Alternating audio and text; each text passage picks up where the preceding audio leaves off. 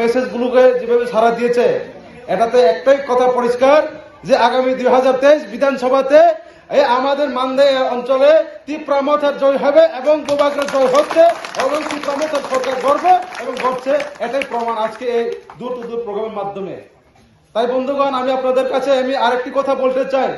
আজকে যে ত্রিপুরা রাজ্যে যে আজকে তীব্রামথা আজকে যদি না আসতো, আজকে যদি তীব্রামথা না আসতো, তাহলে মানুষ সবাই অবাক হয়ে গেছিল কি মানুষ কাকে সমর্থন করবে, মানুষ কাকে নিয়ে আগামী দিনে ত্রিপুরা রাজ্যের ভবিষ্যৎ কার কাছে আমরা দেবে, একটা মানুষের খুব একটা চিন্তা ছিল।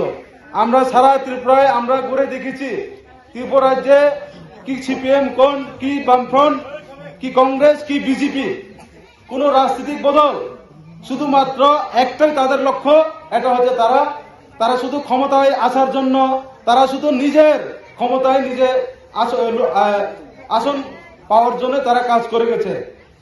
তাই আজকে আমরা দেখেছি তীব্রামথা 2021 5ই নভেম্বর থেকে আজকে 2 বছর কাছাকাছি আমরা যে দেখেছি ত্রিপুরা রাজ্যে শুধুমাত্র একটাই পার্টি যেটা নাকি শুধু মানুষের জন্য কাজ করছে, মানুষের জন্য চিন্তা করছে, সেটা হচ্ছে আমাদের তীব্রামথা, আমাদের গোবাগড়ার নেতৃত্বে।